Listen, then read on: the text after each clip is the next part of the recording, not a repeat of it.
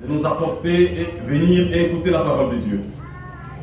Muda wa hii mashiku yote tulisemelea juu ya kukaribia kumeza ya Bwana. Tout au long des semaines passées, nous parlions sur la Sainte Seine. Tasimamisha mahubiri a partir ya 11h30.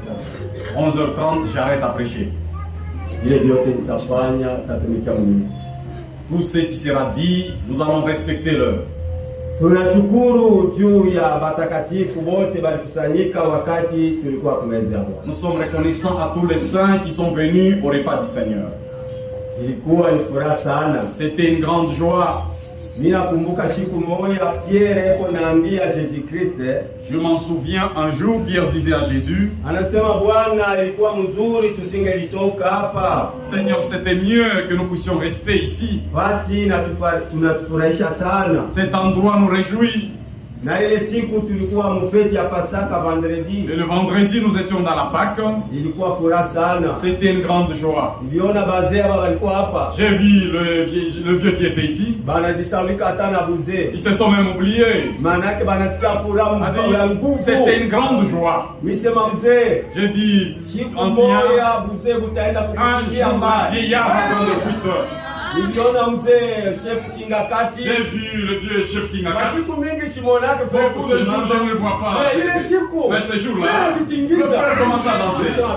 J'ai dit c'est très bien vraiment. Niliona badada. J'ai vu le soeur. Ilikuwa ni ajabu. C'était vraiment merveilleux. Na vile ndugu Guy. Même le frère Guy. Hii turu alituwazia. En tout cas cette fois-ci. Unabamba hapo kikombe. Vous prenez la coupe. Vous sentez que c'est vrai, j'ai pris la coupe. Que Dieu vous bénisse. Tunashukuru tena juu ya banduku. Nous sommes reconnaissants auprès des frères. Kisha siku toka. Après qu'on a fini la cérémonie. Wana banduku Katantwe. On avait le frère Katantwe. Le Jean Kenda. Le frère Jean Kenda. Le frère Ernest. Bana wote banduku. Tous ces frères. Bali tu faciliter. Ils nous ont facilité. Na kutupeleka mbali si bote bamba. La préparation de nous amener loin nous tous. Kazi ilikuwa bien. En tout cas, c'était bien préparé. Kubale banduku na badada. À tous les frères et sœurs. Balichelewa fête ya Pasaka. Qui ont raté la Sainte Seine. En tout cas, vous raté. En tout cas, vous avez raté de grandes choses. C'était terrible, c'était très bien. L'autre fois, ne ratez pas. Si vous voulez rater, même au ciel, vous raterez comme ça. Vous ratez les histoires. Pourquoi? Les choses merveilleuses. Je continue à remercier tout le temps que j'ai prêché. Première semaine jusqu'au jeudi, vendredi, j'étais frappé d'une grande maladie. Arrivé samedi, la maladie s'accentuait. J'ai appelé frère Rémi. Comme tu es infirmier, cherche chez moi dans tes calculs, mélange tout le médicament possible et pour que je voie si je vais me tenir même un peu dimanche. J'ai essayé de bouger la jambe, ça ne marchait pas. Le frère a envoyé le médicament, j'ai pris le médicament. La maladie a refusé le médicament. J'ai dit à Dieu, ton œuvre t'appartient. Si tu dis que je m'arrête, que ta volonté soit faite, si tu dis que je continue, demain que j'ai la force. Je me suis réveillé le matin. J'ai essayé. Bon, je vais me tenir.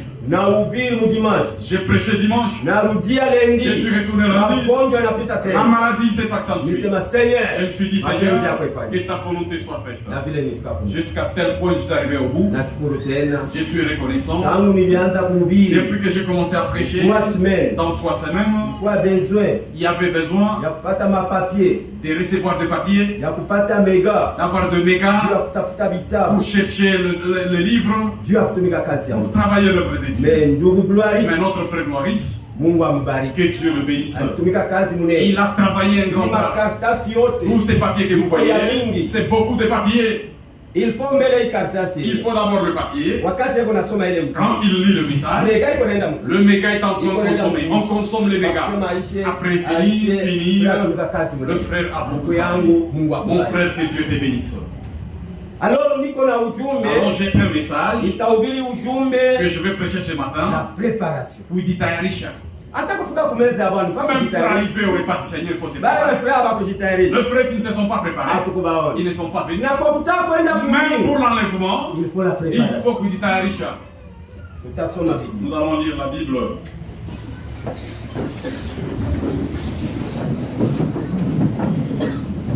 Jean 14. Jean 14. Jean 14. Nous commençons au verset 1. Que votre cœur ne se trouble point. Croyez en Dieu et croyez en moi. Il y a plusieurs demeures dans la maison de mon Père. Si cela n'était pas, je vous l'aurais dit.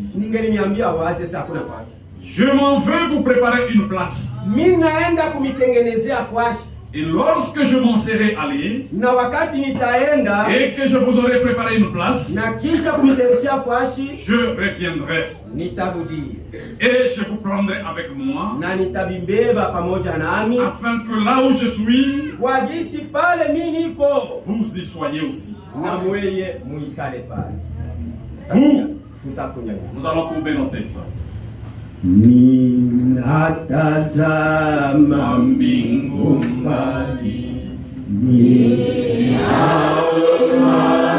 kwa imani mji ule ni mzuri safi kama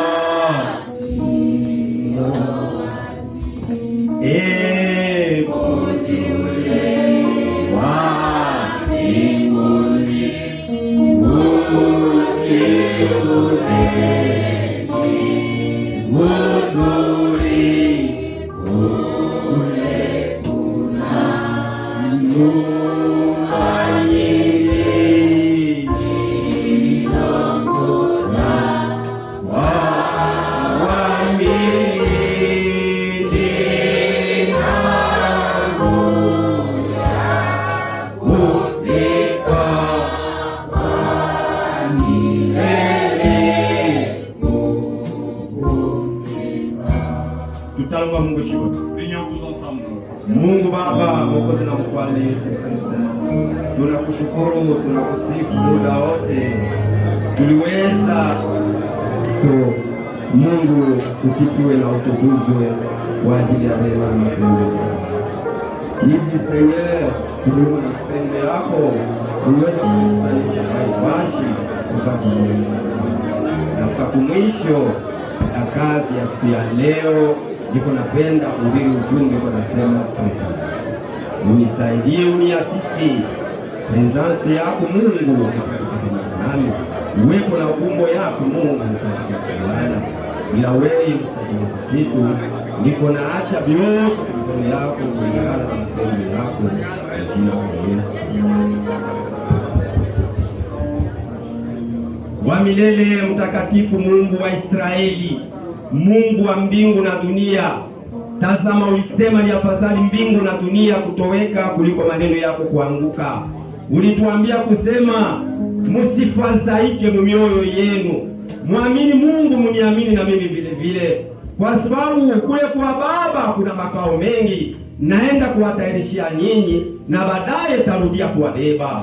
Kweli Mungu, tuko na ile hakika na ile tumaini na imani ya kusema mapambazuko ya mchana mmoja baragu mwitalia batakatifu bako likombola kumuti ya msalaba ya Golgotha, damu na maji ilivuya sababu ya kukombola kanisa yako na kuitakasa katika neno. Tunaacha hii kazi busubuhi kwa siku ya leo, wewe mpeke Mungu pate kusemezana nasi mchina kwa Yesu. Amen. La préparation. Kujitayarisha. Yesu alienda kutengeneza pahali. Jésus est parti préparer une place. Anasema muamini Mungu. Il dit croyez en Dieu. Niamini mimi vile vile. Et croyez en moi. Kwa sababu parce que naenda kuwatengenezea pahali. Je m'en vais vous préparer une place. Kama isingelikuwa hapo, si cela n'était pas, ningeliwaambia, je vous l'aurais dit. Naenda kuitengenezea. Je m'en vais vous préparer une place. Tangu Jésus-Christ kwenda, depuis le départ de Jésus-Christ, na leo hii tuko nasema, même aujourd'hui, il est dans la préparation. Kumbingu, au ciel, hakutakuwa maambutiaji. Il n'y aura pas des embouteillages au ciel. Aina. Il y a plus de souma souma, il n'y aura pas. Asema leo kwanza. Aujourd'hui. Ndio bado na préparer. C'est aujourd'hui qu'on prépare. Ma première âge. Le premier âge. Il y a Éphèse. Le âge d'Éphèse. On va préparer leurs chaises. On prépare leur emplacement et leurs choses. Si eux finissent, maintenant on entre dans Smyrne, deuxième âge. Ce n'est pas ça. T'allais te précipiter, allez se précipiter. C'est comment? Éphèse n'est pas fini. Âge d'Éphèse n'ont pas fini. Ce n'est pas comme ça. Au ciel, mon frère, ma soeur, nous allons y aller en nombre. Ce n'est pas la prédication de décourager les gens. Au temps de Noé, ils étaient seulement 8. Au temps de Lot, ils étaient 3. Au temps de Babylone, ils étaient 4 à peu près. Peut-être dans l'assemblée de 15. Peut-être 20. On ne sortira pas 20. Nous allons aller beaucoup. Pourquoi je l'ai dit? C'est la Bible qui dit. La Bible dit. Regardons d'abord les livres de Jude. Jude chapitre 1. 14. Jude 1, 14. Nous lisons. C'est aussi pour eux qu'Enoch, le 7e depuis Adam, a prophétisé en disant à ces termes. Voici le Seigneur est venu. Avec des saintes myriades. Pour exercer un jugement contre tous. Et pour rendre compte à tous les impies. On s'arrête là. Enoch, le 7e après Adam, il a prophétisé. Il dit, je vois le Seigneur en train de venir avec les saintes myriades, les myriades, des milliers, des myriades. Quand nous descendons, couronnés déjà. Chacun avec sa couronne. Nous descendons maintenant. Ce sont les œuvres de Dieu. Des milliards de gens. Ce n'est pas 3 personnes. Non. Au ciel, quelle joie il y en aura. Nous prenons l'écriture. Apocalypse 19, 7, 8. 19, 7. La préparation.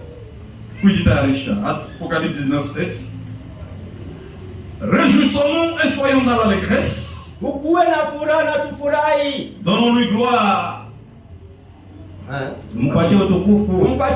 Car le noces de l'agneau sont venus. Et son épouse s'est préparée. S'il y a le temps de se préparer, c'est aujourd'hui. Préparez-vous. Nous allons noces. Car il y a été donné de se revêtir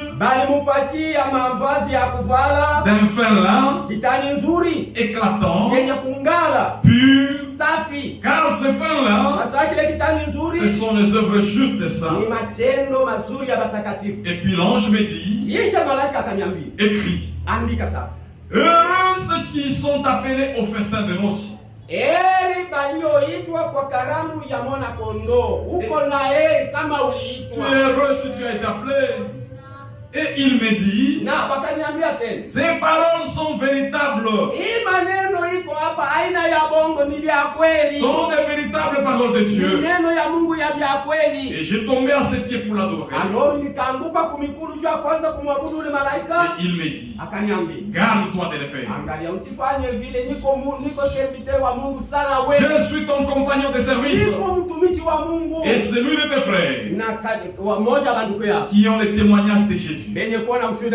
Adore Dieu, car le témoignage de Jésus est l'esprit de la prophétie. Oui, j'ai vu le ciel ouvert. Et voici Paris, un cheval blanc. On s'arrête là. La Bible nous dit, si on pouvait descendre. Alors Biblia inasema, la Bible nous dit, nikasikia masauti sama sauti ya ngurumo mkubwa. J'ai senti les voix comme les voix de tonnerre. Itakuwa ni batu ba mingi. C'était un grand peuple. qu'ils vont aller au noces de l'agneau. Ça ne sera pas 3 personnes. On m'a dit, écrit, heureux les appelés au noces de l'agneau. Si tu es ici, tu es un homme heureux. D'autres sont des musulmans. Ils n'ont pas eu la grâce. D'autres des Kadiba. Ils n'ont pas eu l'invitation. Toi qui as reçu l'invitation et que tu es venu, tu es un homme heureux. Le problème qui est là, quand tu as gardé, chacun de nous doit avoir son invitation à la main.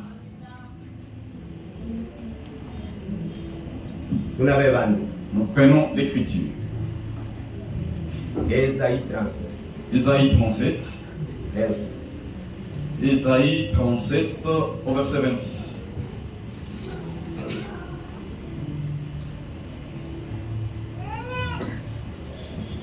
N'as-tu pas appris que j'ai préparé ces choses de loin? Et que je les ai résolus dès les temps anciens. Maintenant, j'ai permis qu'elles s'accomplissent. Et que tu réduises des villes fortes. Dieu, ce qu'il avait promis depuis les temps anciens, il a déjà accompli. Si tu regardes dans la Bible, même au temps de Moïse, au temps d'Aaron, où ils entraient dans la chambre haute, il y avait les chandeliers avec cette conduite. Et les chandeliers avec cette conduite typifiait les 7 âges de l'église. Et les 7 âges de l'église, comme nous le disons, c'est déjà consommé. Depuis Éphèse, aujourd'hui nous sommes dans la Odyssée. Tout est déjà accompli. Jésus a tout préparé. C'est maintenant l'église est enlevée. 1 Corinthiens 2. 1 Corinthiens 2, 9. Mais comme il est écrit, ce sont des choses que l'œil n'a point vues. Et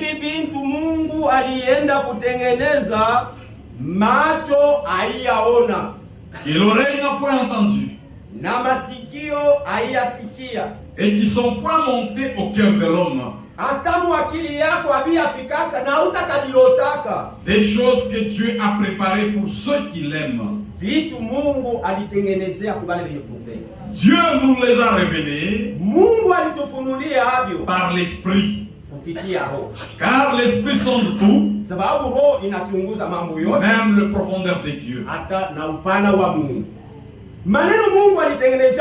Les choses que Dieu est parti préparer pour ceux qui l'aiment. L'œil n'a jamais entendu. Même pas l'œil. Jamais monté au cerveau. Même si tu vas en Allemagne, tu pars en France, tu t'es dit en tout cas, ils ont construit. Mais c'est que Dieu est parti préparer. En Allemagne, il n'y a pas ces choses. En France, non. En Belgique, rien. En Belgique, c'est le soleil qui est au ciel. Dans la Jérusalem nouvelle, il n'y aura pas de soleil. Un meilleur endroit. Si tu rates l'enlèvement, tu es un malheureux. Je prends le message. Conduite, ordre et doctrine. COD. Questions et réponses. CO2, questions et réponses. 202. Ok, paragraphe 202, page 81. Maintenant, où est-ce que Madame Branham me sert? Basi, wapi Madame Branham anaweza kunisaidia? Dans la maison. Ndani ya nyumba. Ça, c'est l'épouse. Huyu mwenye kusemewa hapa ni bibi harusi ya mwanakondoo.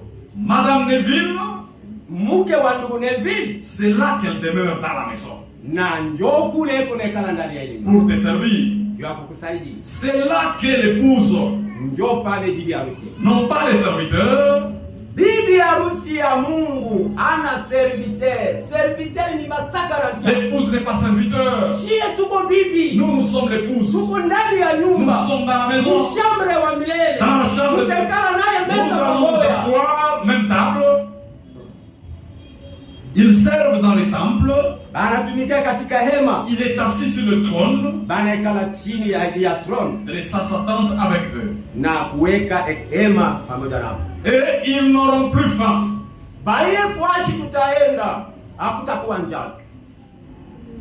Ils avaient sauté quelques repas, on dirait. N'est-ce pas pendant qu'ils étaient ici? Ils n'auraient plus faim. Il n'aurait plus soif. Et le soleil ne les frappera point. Ni aucune chaleur. Car l'agneau qui est au milieu d'eux le conduira et le paîtra. Et le conduira à la vie, à la source d'eau vive.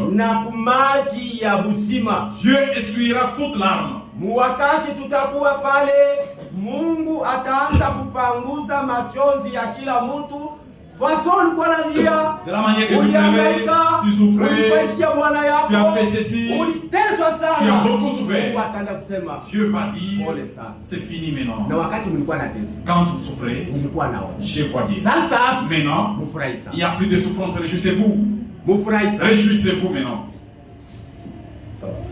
C'est une bande de gens qui pleurent. Il s'est retrouvé là-bas. De leurs yeux, voyez.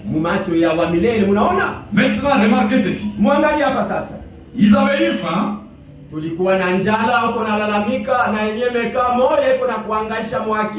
Ils avaient eu soif.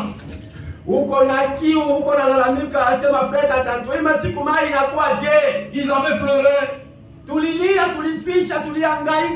Ils avaient même gémi.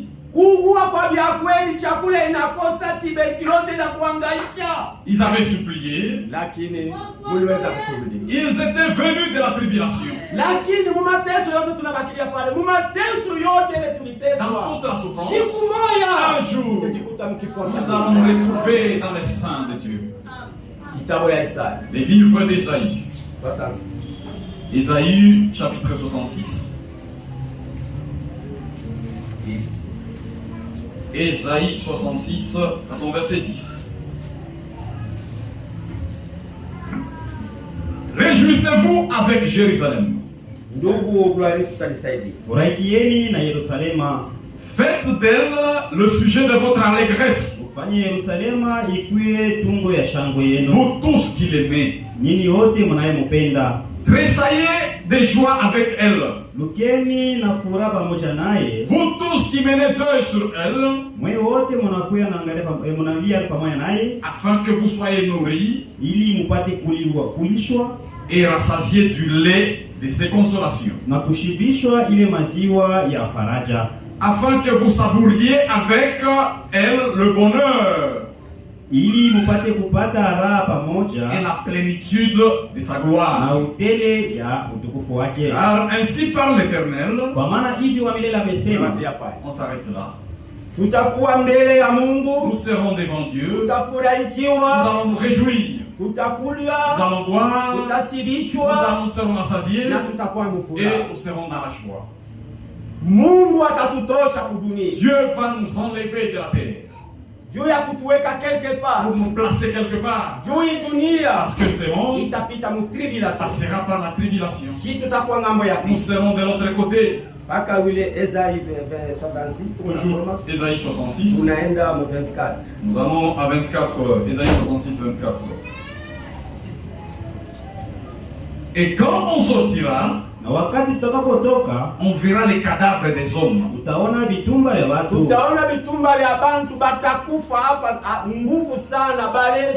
Tous les ivrognes, tous les prostituées, tous les voleurs. Dieu va nous prendre. Il nous prendra. Et il nous met. Et il nous cache. Après il vient. C'est ça le problème. Le trouble commence dans le monde. Les fleurs vont tomber. L'épouse de l'agneau ne verra pas ça. Dieu va nous cacher. Il va y rentrer. Entrez, cachez-vous. C'est nous qui allons voir comment les hommes mourent, comment les cadavres tombent. Dieu nous dira, vous réjouissez. C'est pourquoi il nous dit, quand ils sont dans la joie, sois tu es. Quand ils marchaient dans la laisse-le. Un jour, ils verront ce qu'ils n'ont jamais vu. La préparation. Oui, dit à Richard. Nous prenons l'écriture. Jean 17, 24. Jean 17, son verset 24. Jean 17, 24. Père, Baba, je veux que là où je suis, anasema Baba, minapenda pale penye miniko. Ce que tu m'as donné, aba benye ulinipatia, sois aussi avec moi. Nabo bende tukekale pale fwa. Afin qu'ils voient ma gloire. Sasa bende bakaone mbele ule utukufu balikuwa na ubiriwaka, bakaione kwanza. La gloire que tu m'as donnée. Utukufu ulinipa. Parce que tu m'as aimé. Sababu ulinipenda avant la fondation du monde. Ulinipenda kama misingi ya mbingu yaweka. Père juste. Baba mwenye haki. Le monde ne t'a point connu. Dunia abakukuyuaka. Mais moi je t'ai connu. Lakini mie nilikuyua. Ceux-ci kwa hivi ont connu que tu m'as envoyé. Aba balijua kusema huyu Yesu Kristo njoo Mungu. Je leur ai fait connaître ton nom. Na mimi nilibajulisha jina yako, jina ya Jehova, jina yake ni Jésus Christ. Et je leur ferai connaître afin que l'amour dont tu m'as aimé soit en eux et que je sois aussi en eux. L'amour que Dieu nous a donné, Père, cela tu m'as donné. J'aimerais que tu voies ta gloire. Parce que là où je suis, eux aussi soient là. Dans ce monde, nous avons un voyage, la préparation. Nous prenons l'écriture.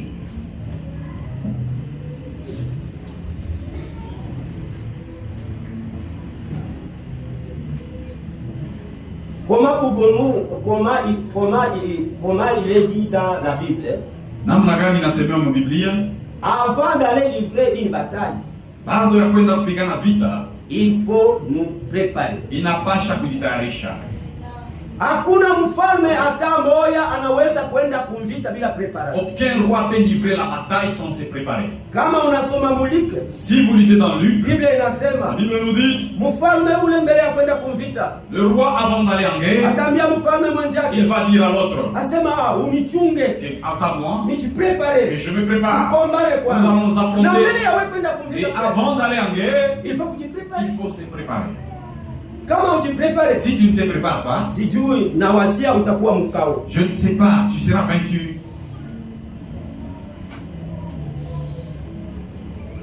Si vous voulez faire quoi que ce soit, kama mnapenda mfanye mambo yoyote, il faut vous préparer. Mujitayarishe mbele. Hata mfalme mbele ya kwenda kukomba, même le roi avant d'aller en guerre, il faut kujiprepare. Il faut une préparation. Na dada ama ndugu, la sœur, le frère, mbele ya kufanya maneno yoyote, avant de faire toute activité, il faut kujiprepare. On se prépare d'abord. Hata unapenda kuoa, si tu veux te marier, il faut kujiprepare. La préparation d'abord. Unaona mtoto wa frère, tu vois la fille du frère, anakupendeza, elle te plaît, nenda kwa bajia, tu pars voir le diacre, unapenda kuoa mtoto wa frère, j'aimerais épouser la fille de frère Boalis. Les diacres vont te poser la question. Est-ce que tu es prêt? Frère. Oui, prêt. Est-ce que tu es prêt? J'ai d'abord la prédote. Frère, tu as seulement la prédote. Maintenant, si on te demande la dot, nous allons chercher lentement. Parce que j'ai fait rapide. Les frères, il y a beaucoup de frères. Si j'ai raté, c'est moi que j'amène d'abord la prédote. Non. Ce n'est pas bien. Prépare-toi d'abord, frère. Depuis le fiançailles avec la sœur, 3 ans passés. Le fiançailles qui continue. Les parents commencent à demander leur fille. Bwana yako mwenyewe biko je? Ton mari, qu'est-ce qui ne va pas? Asema aliniambia sema ngali natafuta. Oh, il m'avait dit, il se prépare encore, il cherche. Tangu alianza kutafuta na leo. Il cherche, même maintenant il n'a pas trouvé. Frère, mubintu biote il faut kujipréparer. Dans toute activité sur cette terre, on doit se préparer. J'ai laissé un message au bureau. J'allais lire ça. Il faut que tu prépares. Il faut se préparer. Pas les choses avec blague. Même si tu veux construire, il faut que tu prépares. Commence par la préparation. Il ne faut pas dire. Oh, je vois que les gens commencent à construire. Moi aussi j'aimerais construire. Est-ce que l'argent pour payer les ciments, tu as l'argent? C'est ce qui fait que quelqu'un qui construit, une maison inachevée. Les gens commencent à passer. Cette maison que vous connaissez, depuis qu'on avait mis la fondation, ses amis ont déjà dit. Mais lui pensait que la construction d'une maison c'est facile. Construire, ce n'est pas un jeu. Tu auras honte. Si tu as une petite maison de 3 chambres, reste d'abord dans 3 chambres. Si tu te prépares, maintenant tu vas construire une grande maison. Avant de tout en préparer, préparez-vous d'abord. Tu n'es pas encore suffi pour te marier. Oh, moi aussi, moi aussi les mariages. Non. Même si on te dit qu'on te marie, frère, laisse-moi d'abord. Je suis encore fier. Parce qu'au mariage, il y a le travail. Ça va te surpasser, même dans la tête. Que Dieu vous bénisse. La préparation. Oui, dit à Richard. Je prends le message. La préparation. Oui, dit à Richard. Paragraphe 20. La préparation, paragraphe 20. Et maintenant, écoutez ceci. Mes amis, je m'adresse à vous les femmes. La Sainte Vierge Marie était dans cette bande de gens ivres de l'esprit.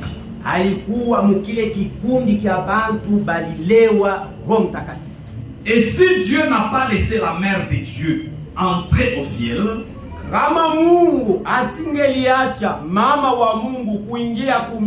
sans recevoir le baptême du Saint-Esprit et agir comme cela, pensez-vous que vous allez entrer sans cela? Unaweza kuingia kumbingu bila kupokea Roho Mtakatifu? Eh bien, mama yake wa Jésus, la mère de Jésus. Ndio Jésus Christ angelimwambia. Jésus Christ pouvait dire, maman usihangaike. Maman ne t'inquiète pas. Ba Pierre banaenda mule. Les Pierre sont partis dans la chambre haute. Bafanye 10 jours. Ils vont faire 10 jours. Wewe usijitrakase. Toi maman Marie ne te tracasse pas. Moi ton fils Jésus je suis là. Je vais te donner la puissance. Ce n'était pas comme ça. Même Marie était obligée d'entrer aussi. Là où il y avait la faim, là où il y avait la fatigue, elle aussi priait. Oh l'Éternel, tu as promis dans Joël. Aujourd'hui nous sommes dans la chambre haute. Aujourd'hui 3e jour. Seigneur accomplit cela. Aide-nous Seigneur. Le jour est passé. Même Marie était là. Elle était obligée de recevoir aussi le Saint-Esprit. Même si tu es la femme du diacre, la femme du pasteur, si tu n'as pas le Saint-Esprit, tu n'iras pas au ciel. Eh bien, présentons cela clairement. N'osez pas dire que la Vierge Marie n'était pas là. Elle aussi y était. Elle s'est comportée exactement comme les autres.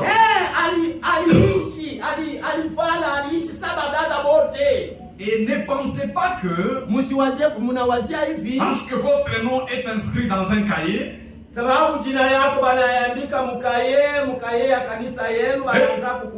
et que vous conduisez un véhicule, ou que vous allez ici et là, habillé très bien, portant un beau chapeau, que vous avez beaucoup d'habits, vous habillez très bien vos enfants, et que vous êtes membre d'une église, et cela signifie que vous allez entrer. Il vous faut recevoir la même chose. Sinon vous êtes en dehors. C'est vrai. Ce n'est pas habiller les enfants, soigner ton mari, chanter bien, sauter aussi. Oh, je vais entrer. Ce n'est pas ça. Le problème, c'est recevoir le Saint-Esprit. Il vous faut recevoir la même chose. C'est vrai. Eh bien, je ne connais personne ici. Je ne connais que Jésus-Christ. Je suis responsable au jour du jugement. Je dois répondre de mes paroles, de mes prédications. C'est pourquoi chaque prédicateur ne prêche pas en blaguant. Prêche avec crainte, sachant que le jugement t'attend. Tout ce que tu prêches, c'est enregistré à la vente. Tu répondras. Eh bien, Dieu au commencement, quand Adam et Ève, 3 points de suspension, l'homme a toujours cherché à se préparer lui-même. Oh oui. Oui, il cherche à se préparer. Premièrement, quand il a péché au commencement, ensuite vous le savez, il est allé se préparer un tablier de figuier. Et il s'en est couvert. Il s'est fait. Eh bien, le mot religion signifie couverture. Adam et Ève se sont fait une religion, une couverture. Mais quand Dieu les a appelés, ils devaient se tenir face à face avec Dieu. Et ils se sont rendus compte que leur religion faite de main d'homme ne valait pas la peine.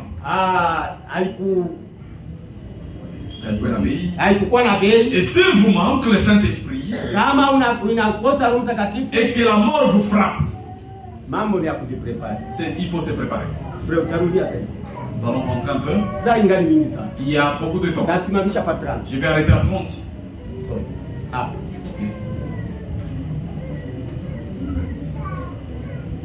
S'il vous plaît, ne manquez pas le Saint-Esprit. Nemisi sana badada na banduku banafika busuwi kwa sikia leo hapa umaskani ya Ntenke. Atenke dans l'assemblée. Usimanke kupokea Roho Mtakatifu. Ne manquez pas les Saint-Esprit. Usijiazarde. Ne blague pas. Juko na mali mingi. Parce que tu as beaucoup de richesses. Banakutapa. On te vante. Frère alishakuwa na masomo. Oh, le frère a une école. Le frère a Fungurume. A Kolwezi une école. Watoto yake beko musiki. En tout cas, ses enfants étudient en Suisse. Je t'en supplie. Kia muhimu zaidi. Ce qui est important. Reçois le Saint-Esprit. Ne manquez pas le Saint-Esprit. Et si la mort vous frappe, vous verrez que la religion faite de main d'homme ne résiste pas à l'heure de la mort. La vérité se fera connaître quand vous serez arrivé au bout du chemin. Ainsi, la meilleure chose à faire, c'est de se préparer. Prépare-toi pour cela. Tu as des années, 70 ans, 80 ans, ça devient beaucoup d'années. Là où tu vas, il y a peu d'années, prépare-toi. Un jour, tu vas quitter ça. Les amis vont rester, les maisons vont rester. De l'autre côté là, quel sera ton sort pour toi? C'est de se préparer maintenant même.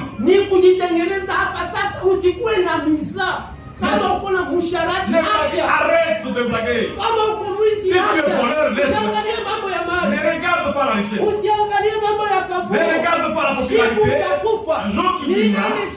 Ce jour-là, nous t'enterrons. Toute ta popularité est partie. Nous t'expulserons. Maintenant là où tu pars, que tu as vécu dans ce monde, si tu étais voleur, même le vol t'accompagne de l'autre côté. La préparation. Mettez la chose en ordre. Et soyez en ordre avec Dieu. Nous prenons les livres. Ésaïe 38. Ésaïe 38. Ésaïe 38. Verset 38, 1 jusqu'à 10. Ésaïe 38, nous commençons au premier verset. En ces temps-là, Ézéchias fut malade à mort. Le prophète Ésaïe, fils d'Amos, vint auprès de lui et lui dit: ainsi parle l'Éternel, donne tes ordres à ta maison, car tu vas mourir et tu ne vivras plus.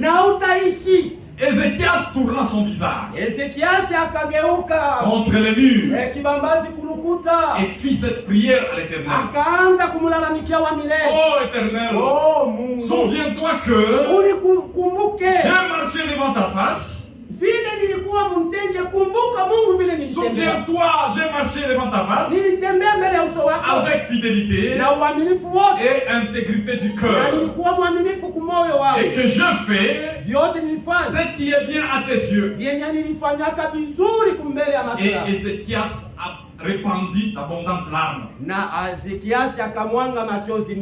Oui, la parole de l'Éternel fut adressée à Isaïe en ces mots. Va et dis à Ézéchias: ainsi parle l'Éternel, le Dieu de David, ton père. J'ai entendu ta prière et j'ai vu tes larmes. Voici, j'ajouterai à tes jours 15 années.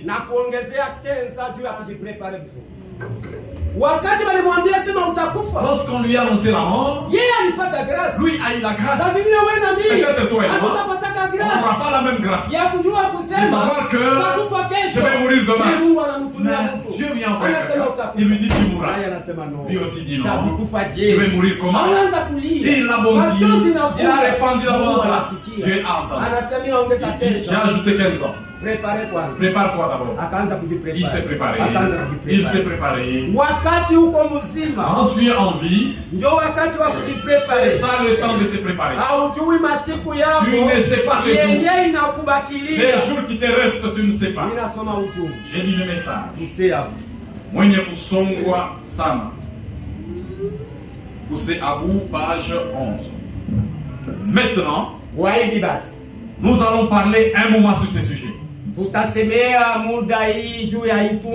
Poussez Abu. En général, il faut que des circonstances critiques se présentent.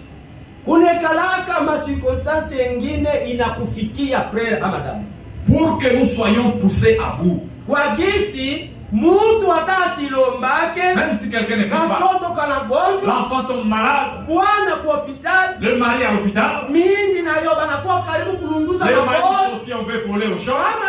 Si la soeur n'est plus là, dans ce temps-là, elle va prier: mon Seigneur, les enfants sont malades, mon mari est catholique, c'est qu'on a cultivé sa récolte. Seigneur, qu'est-ce que tu dis? J'essaierai toujours de souffrir. Le Seigneur aime que ça arrive, parce que comme tu ne pries pas, que ça arrive d'abord. Vous comprenez? Il est malheureux qu'il en soit ainsi. Mais l'homme est tellement négligent Aujourd'hui, nous sommes venus nombreux. Arrivé mercredi, il y aura 15 frères ici. Du côté des sœurs, l'homme est négligent. Aujourd'hui, il voit, le marché n'est pas là. Il n'y a pas de gens qui payent les médicaments. Il n'y a pas les gens qui payent les canards. Les gens qui payent les sucres. Et je parle de passer mon temps à l'église. Ça, c'est les frères qui viennent. Négligent. À cause de sa vie. L'homme est tellement négligent, son esprit est si paresseux qu'il a réellement besoin d'être poussé à bout. Une situation surgit qui vous pousse à cette extrémité. Et c'est alors que vous montrez réellement ce que vous avez en vous. C'est dans une situation extrême que vous montrez de quoi vous êtes fait. En général, c'est ce qui est fait apparaître ce qui a de bon en vous. J'ai vu des gens sur leur lit de mort.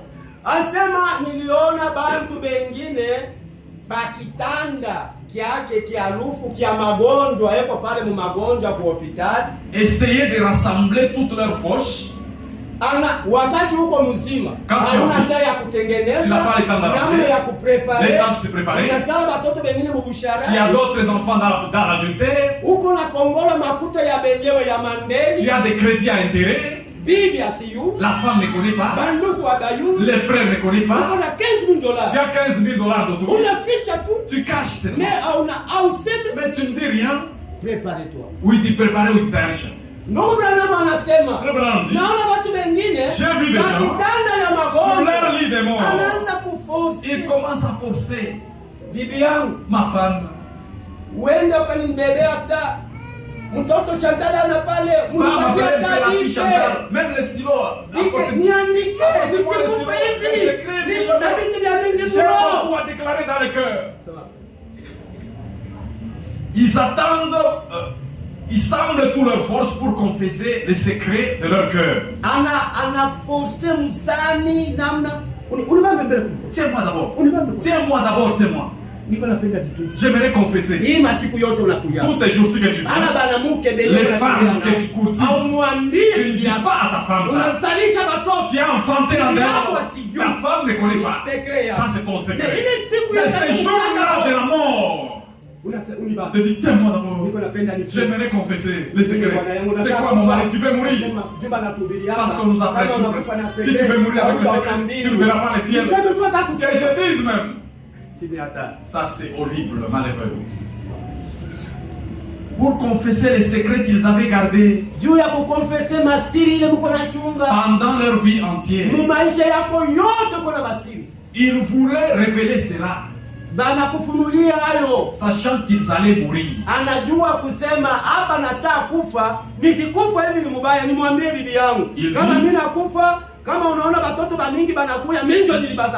Ils disent, oh, prenez ceci. Mettez cela en ordre. Allez là-bas d'abord. Je vous en supplie, allez-y. Faites-le. Ils sont à bout. Ils auraient dû mettre ces choses en ordre auparavant. Ne pas attendre la dernière minute. Voulez-vous faire ceci? Ou bien c'est là pour moi. L'extrémité à laquelle nous sommes réduits nous pousse à bout et nous force. Que Dieu vous bénisse. Préparez-vous. Je prends un autre message. Reconnaissez les jours et son message. Utambua shiku na ujumbe. 68-69. Utambua shiku yako na ujumbe. Paragraphe 68-69. Pour faire quoi? Tu as fait nini? Ce qui devait faire quoi? Ceux qui devaient entrer en scène, 2 témoins, Élie et Moïse, des prophètes. Le juif croit seulement à leurs prophètes. Ils arrivent munis de signes de prophètes. Et leur œuvre, c'est la seule des prophètes. En effet, ils ont fait exactement. Ce qui montre une chose. Oh homme, quand tu meurs, quoi encore que tu quittes ce monde, hata unatoka kui dunia tunakuzia serikali bananiuzia serikali bananizika, ta nature ne change pas. Tabia yako kama ulikuwa kama mtu wa kabwabwa, si tu étais un kabwabwa, naoza nikimwili, et que tu meurs, c'est le corps, mais ton esprit reste toujours le même. Si tu es un menteur maintenant, kama hapa kazi yako ni ya kulandaka bongo, même de l'autre côté tu seras menteur. Hata kule kungambo ya pili huko paka mlongo, kia muhimu ujiprepare utoke maisha ya bongo. Si tu es prompte à t'irriter ici, si tu es prompte à t'irriter ici, ici dans ce monde, même la femme te craint. Chaque fois, tu es colérique, chaque fois colère. Ton mari c'est quoi? Quitte le mari. Cet esprit que tu t'irrites avec, parce que tu as, si la mort arrive, toujours ta colère ira avec toi. Tu seras pompe à t'irriter même là-bas. Si tu es un douteur ici, tu seras un douteur là-bas encore. Hommes et femmes, il est temps de vous secouer et de vous examiner pour voir où nous en sommes, car la mort ne change rien.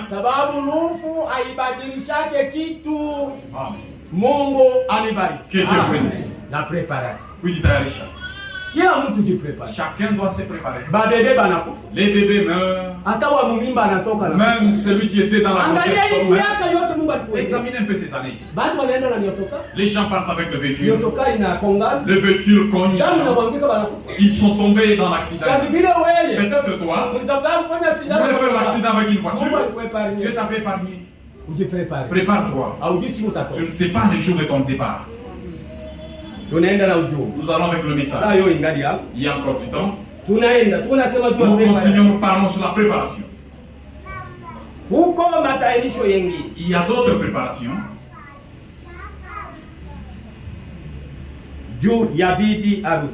À cause de l'épouse.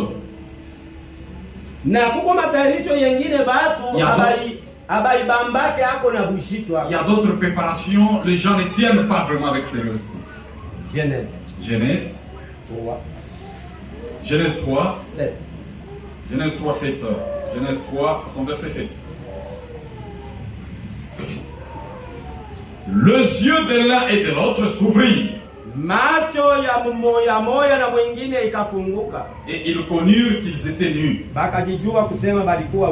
Et ayant conçu des feuilles de figuier, ils s'enfirent des ceintures. Alors ils entendirent la voix de l'Éternel Dieu qui parcourait les jardins vers le soir. Et l'homme et sa femme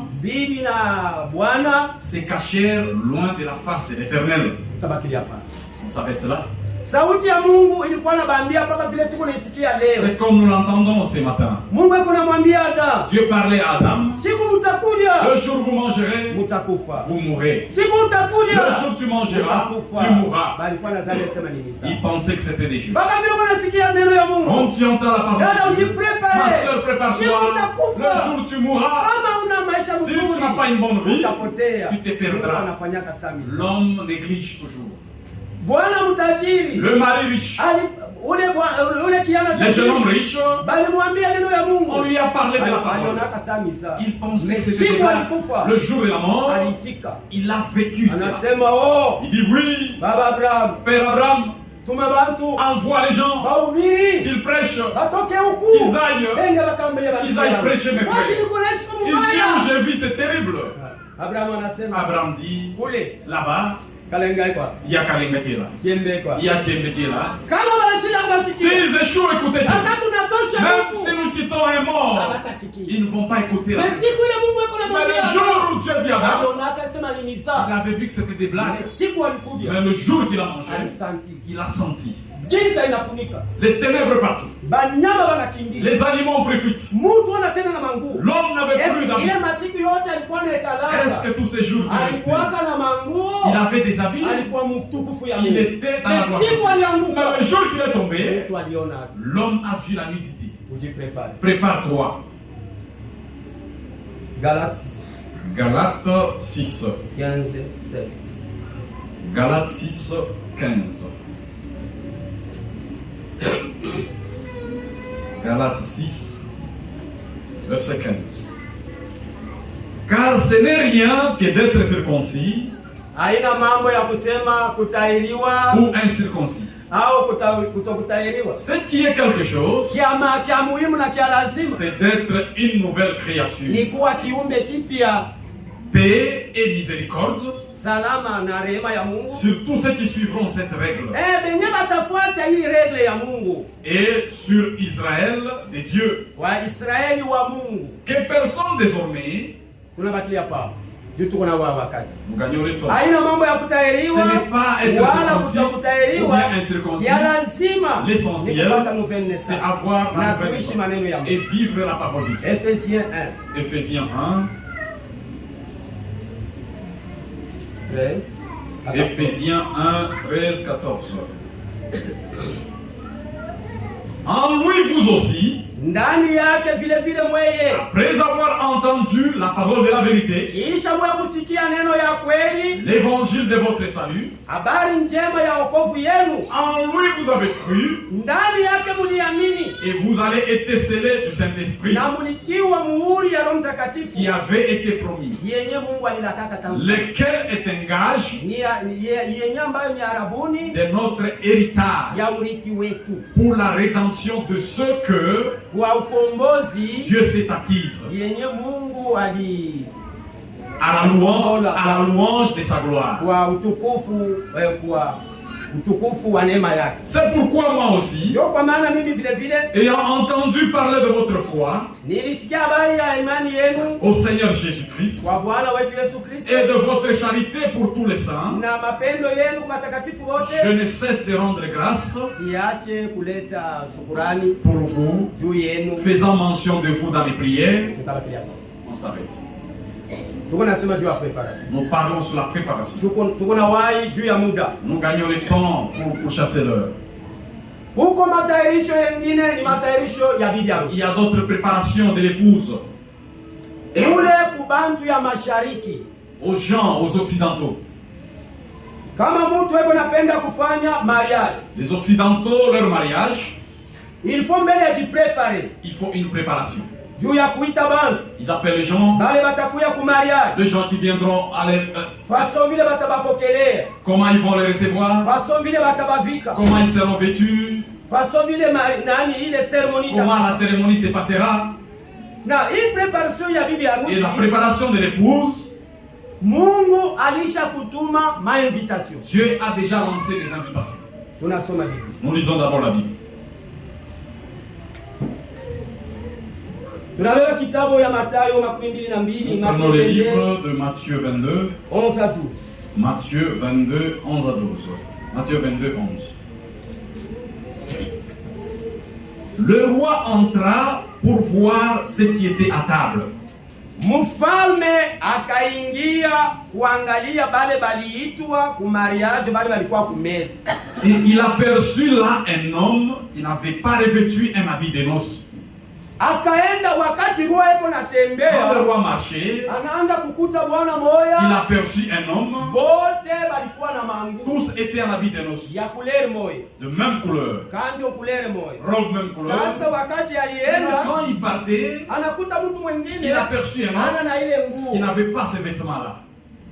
Kule kubantu ya mashariki. Aux occidentaux, kule ku mariage wakati beko na mita. Quand ils sont invités au mariage, hata unaekalaka na metoka 10. Même si tu as 10 voitures, hata unalalaka ku nyumba ya 3 niveaux, que tu passes la maison au niveau de l'étage, la nuit, kama unafika kule, si tu arrives là-bas, pale inge peko mtu, dehors il y a quelqu'un.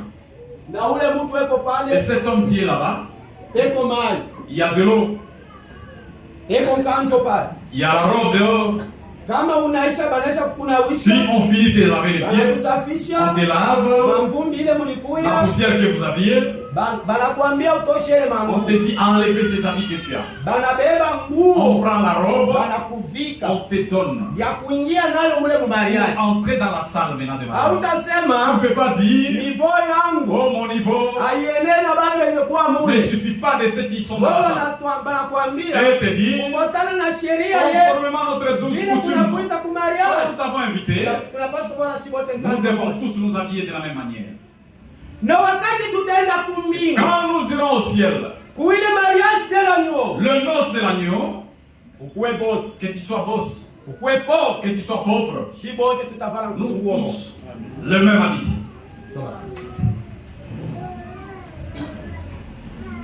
Et il lui dit, akamwambia, mon ami, rafiki, comment es-tu entré ici sans avoir un habit de noces?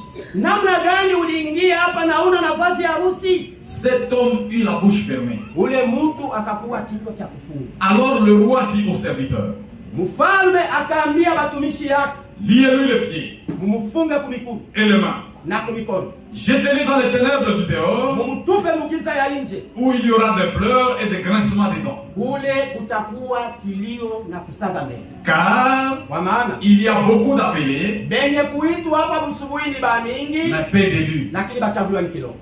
Alors les pharisiens allèrent se consulter. Tunabaki hapa.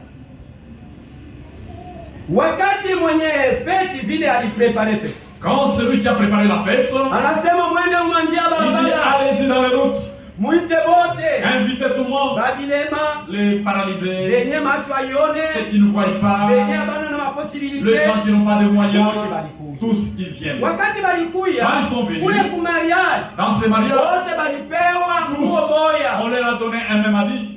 Na wakati tuko na kuya, quand nous venons, tunasikia neno ya Mungu, nous écoutons la parole de Dieu, tutoke hapa kudunia, twende kumbingu et aller au ciel. Kila dada na ndugu anapasha kupokea ubatizo wa Roho doit recevoir le scellement du Saint-Esprit. Kama una na Roho Mtakatifu, si tu ne l'as pas, busubuhi wasikia leo, ce matin, omba Mungu akusaidie, lui Dieu t'aide, akupatie Roho, il te donne le Saint-Esprit. Kama una naye, si tu ne l'as pas, hautaingia, tu ne peux pas y entrer.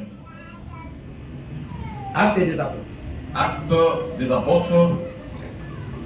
Tendo la mitume. Combien? Acte chapitre 1. 12. Acte 1, 12, 14.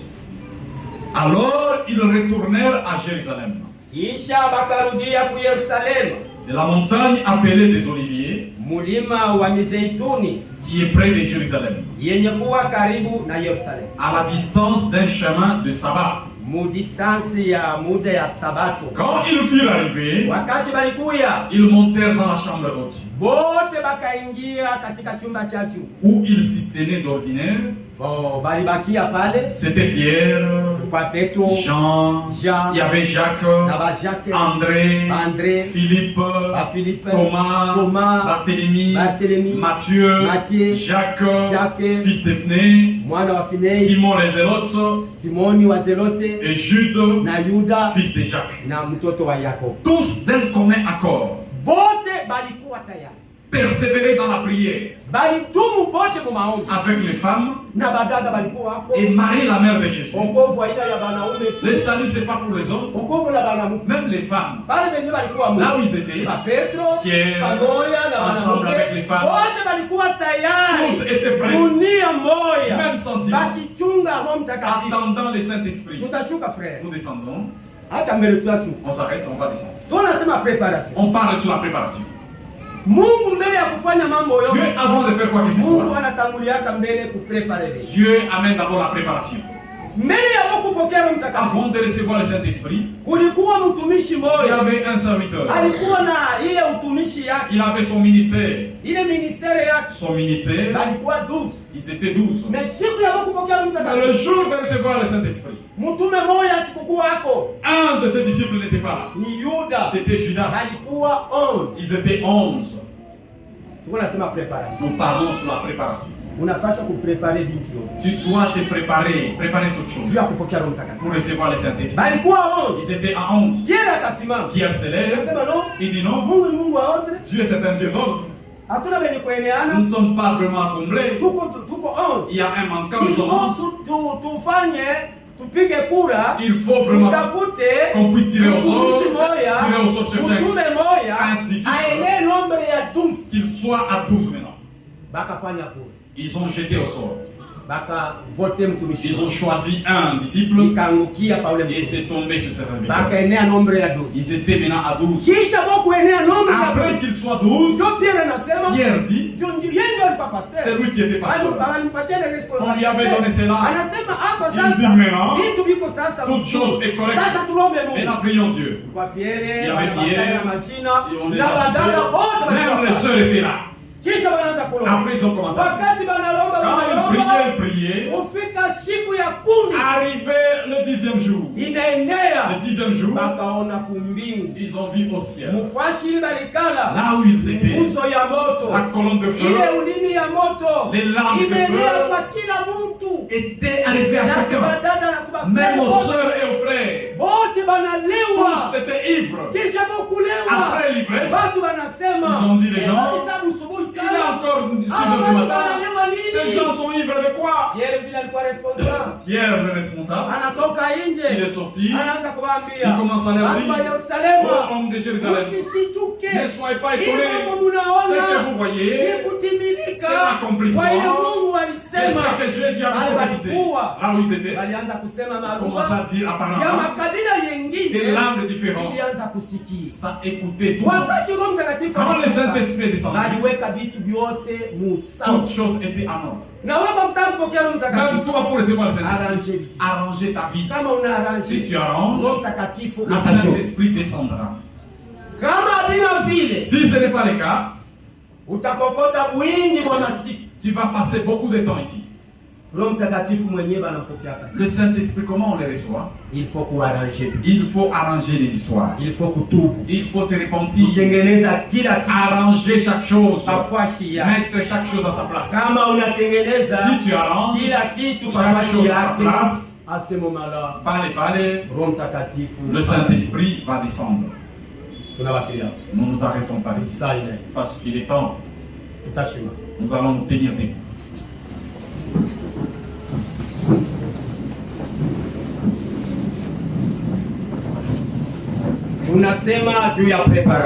Nous parlons sur la préparation.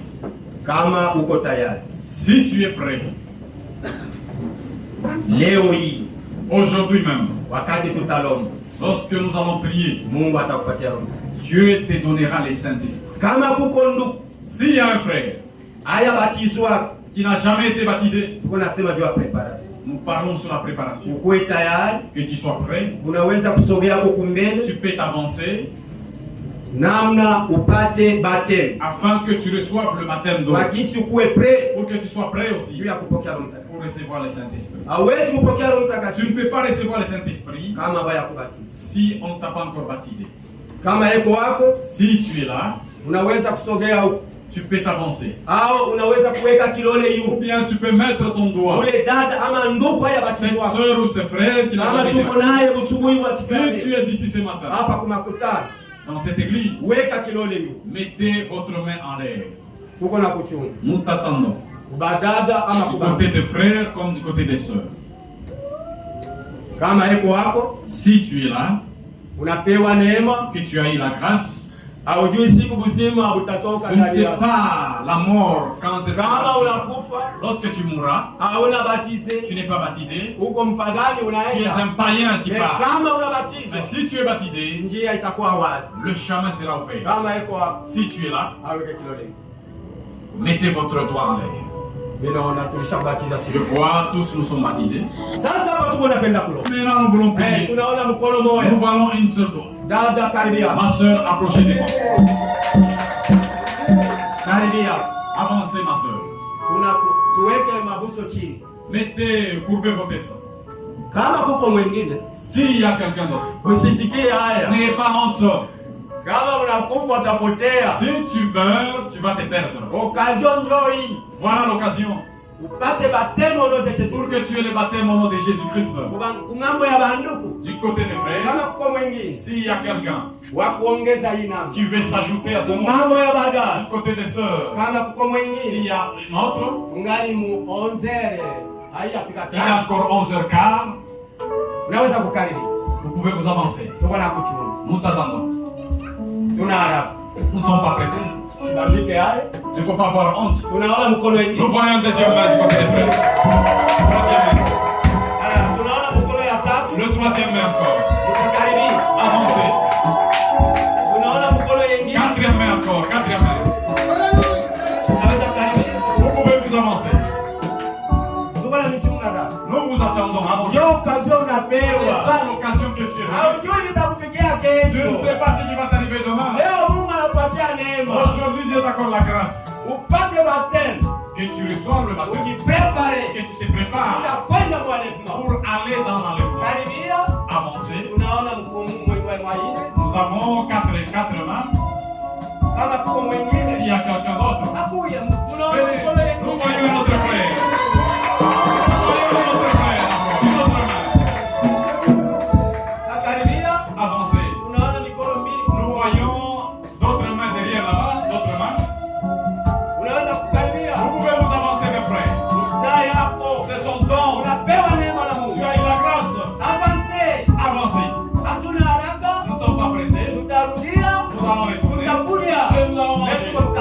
Nous sommes dans l'œuvre de Dieu. À la fin de ce, s'il y a une sœur, venez. Je te donne la grâce. Donne la grâce d'aller au ciel. Du côté des frères, est-ce qu'il n'y a pas d'autres frères? Tu ne peux pas aller dans l'enlèvement. Le monde va passer par la tribulation. Si nous croyons en Jésus, tu es épargné. Tu as eu la grâce. Il n'y a pas d'autre. Voyons une seule. La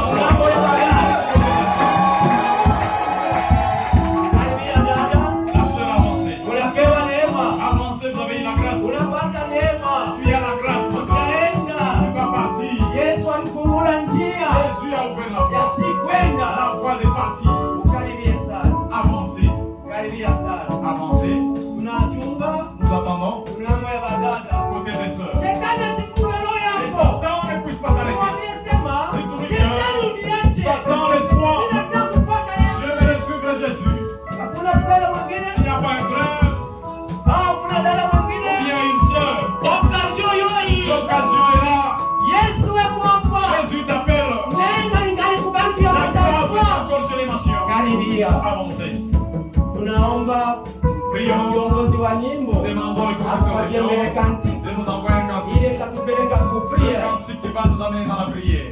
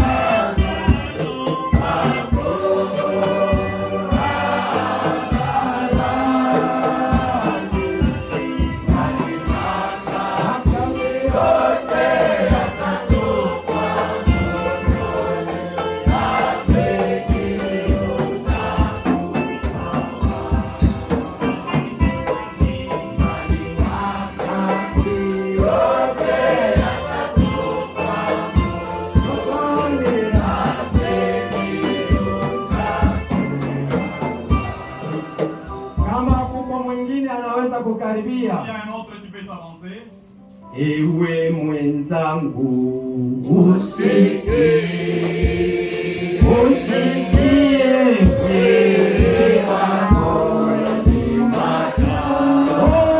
ni majani unafurahi kwa dhambi